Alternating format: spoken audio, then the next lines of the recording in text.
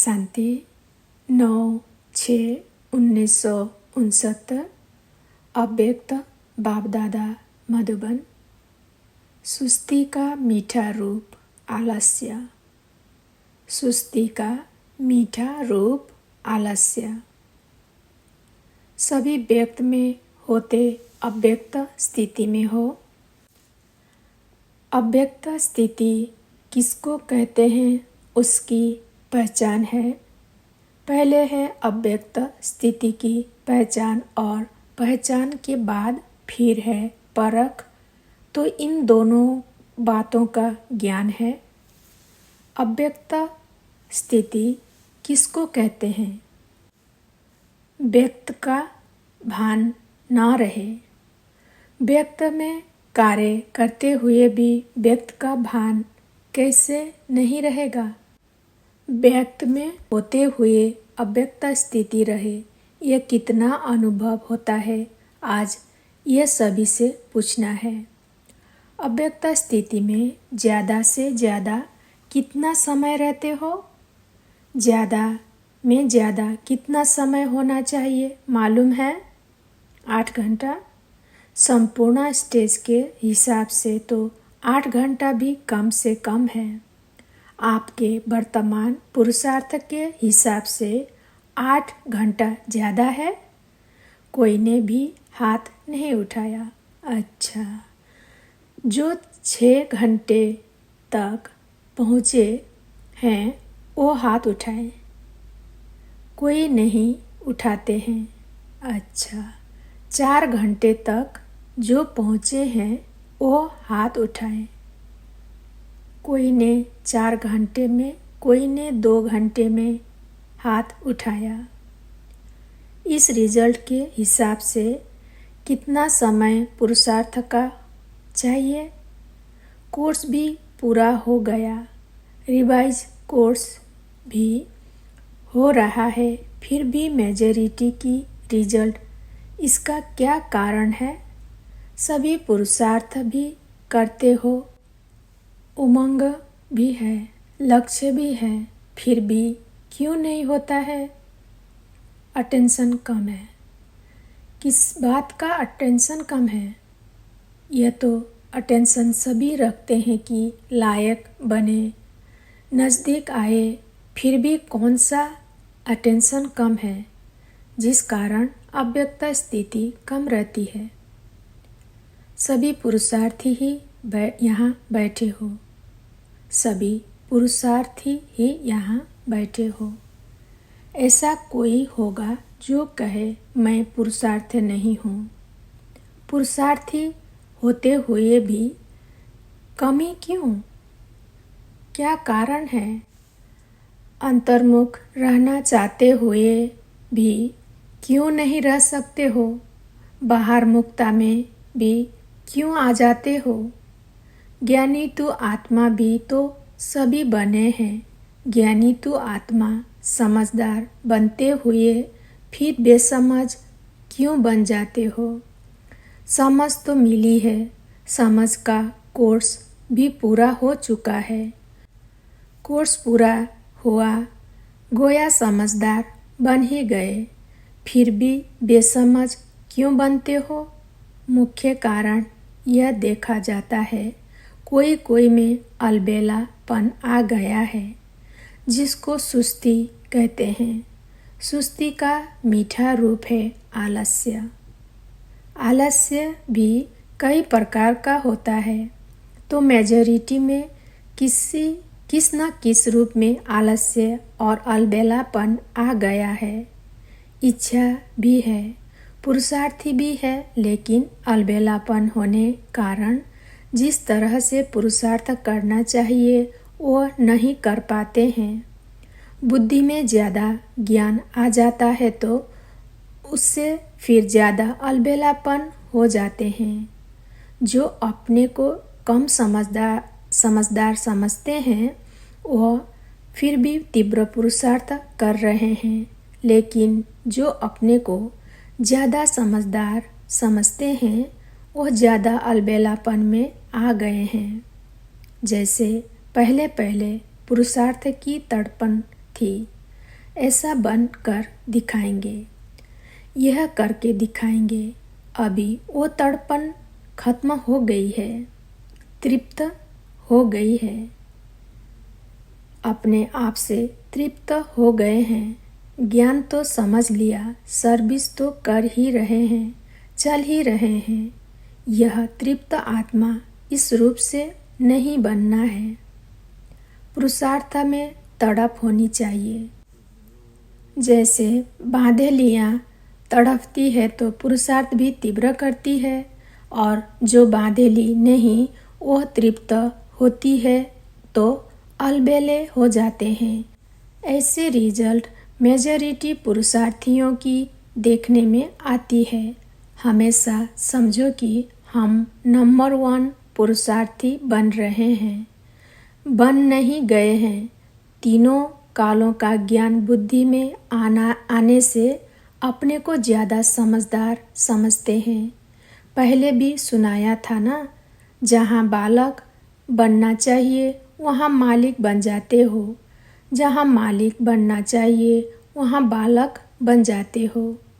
तो अभी बच्चे रूप का मीठा मीठा पुरुषार्थ तो कर रहे हो, राज्य के अधिकारी तो बन गए, तिलक भी आ गया, लेकिन यह ढीला और मीठा पुरुषार्थ अभी नहीं चल सकेगा।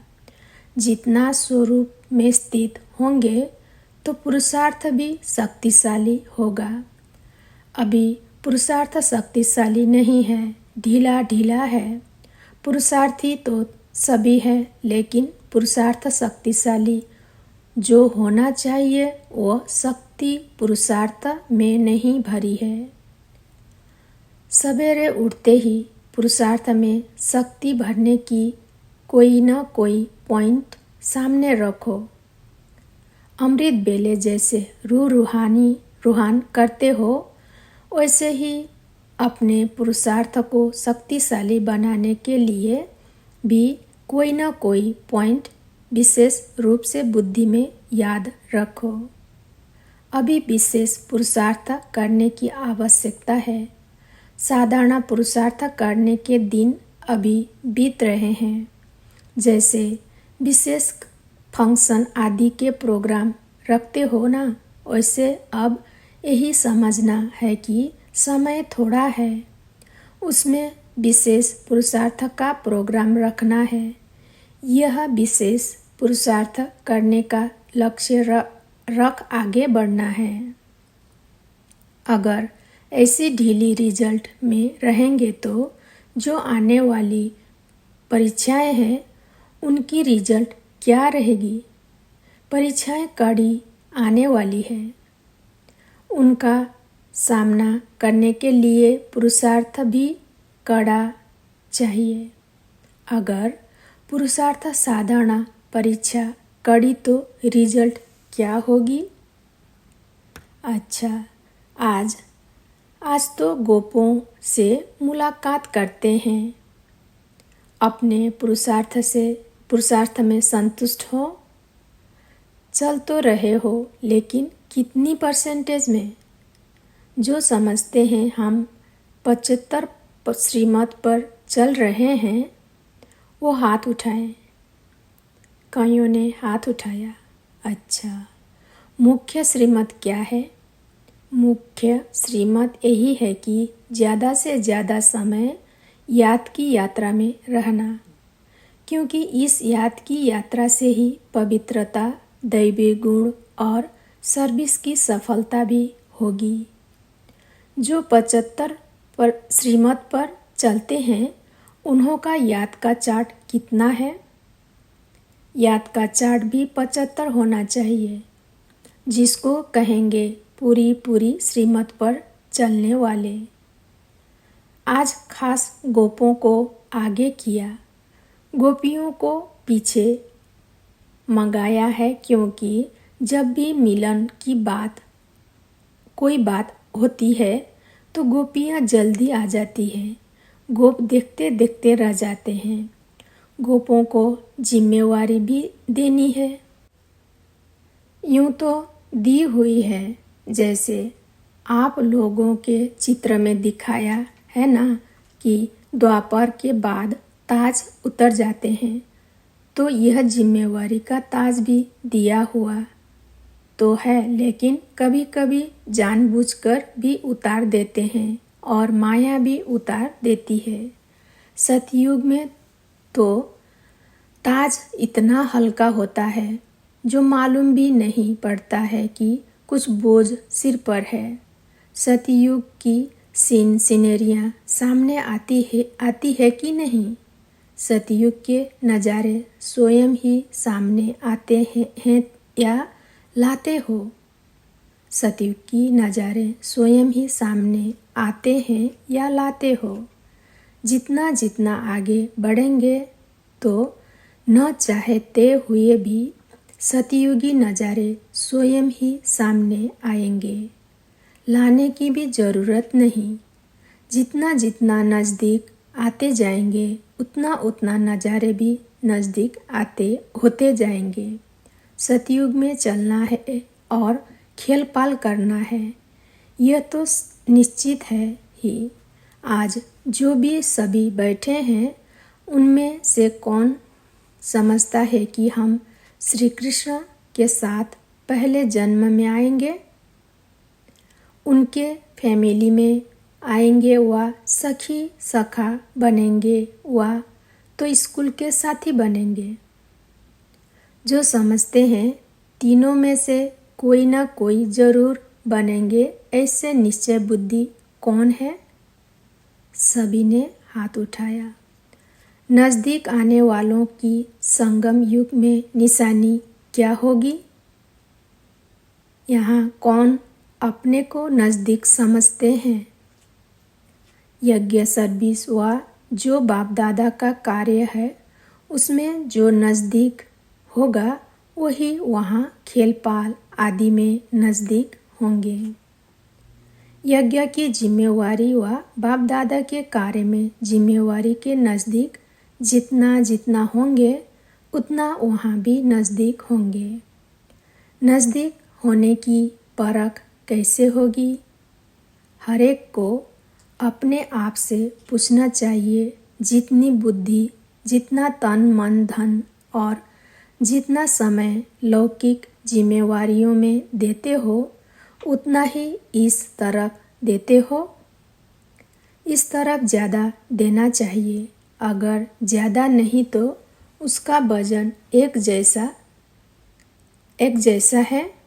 अगर दोनों तरफ का एक जितना है, अगर दोनों तरफ का एक जितना है तो भी नज़दीक गिना जाएगा। इस हिसाब से अपने को परखना है। अभी तक रिजल्ट में लौकिक जिम्मेवारियों का बोझ ज़्यादा देखने में आता है। खास मुख्य गोपों को यह बातें ज़रूर ध्यान में रखनी चाहिए कि आज का दिन जो बीता, कितना समय लौकिक जिम्मेवारी तरफ दिया और कितना समय अलौकिक व पारलौकिक जिम्मेवारी तरफ दिया। कितने मददगार बने, यह चेकिंग करते रहेंगे तो पता पड़ेगा कि कौन सा तरफ खाली है। सभी प्रकार की परिस्थितियों में रहते हुए भी कम से कम दोनों तरफ एक जितना जरूर होना चाहिए। कम नहीं, उस तरफ कम हुआ तो हर्जा नहीं, इस तरफ कम नहीं होना चाहिए। तो फिर लौकिक जिम्मेवारी के कमी को भी ठीक कर सकेंगे। परमार्थ से व्यवहार भी सिद्ध हो जाता है। कोई कहते हैं पहले व्यवहार को ठीक कर परमार्थ में लगें, यह ठीक नहीं है। तो यह खास ध्यान रखना है। खास गोपों में बाप दादा की उम्मीद है जो गोप ही पूरी कर सकते हैं, गोपियों से नहीं हो सकती। वह कौन सी उम्मीद है? पांडवों का मुख्य कार्य यही है जो कई प्रकार के लोग और कई प्रकार की परीक्षाएं समय प्रति समय आने वाली भी है और आती भी रहती है। तो परीक्षा और लोगों की तरह परख यह विशेष गोपों का काम है, क्योंकि पांडवों को शक्तियों की रखवाली करने का मुख्य कार्य है। शक्तियों का काम है तीर लगाना, लेकिन हर प्रकार की परीक्षा और लोगों को परखना और शक्तियों की रखवाली करना पांडवों का काम है। इतनी जिम्मेवारी उठा सकते हो कि शक्तियों के रखवाली की आपको आवश्यकता है। कहाँ कहाँ देखने में आता है पांडव अपनी रखवाली की औरों से उम्मीद रखते हैं, लेकिन पांडवों को अपनी रखवाली के साथ चारों ओर की रखवाली करनी है। बेहद में दृष्टि होनी चाहिए, न कि हद में। अगर अपनी ही रखवाली नहीं करेंगे तो फिर औरों की मुश्किल हो जाएगी। अच्छा, ओम शांति।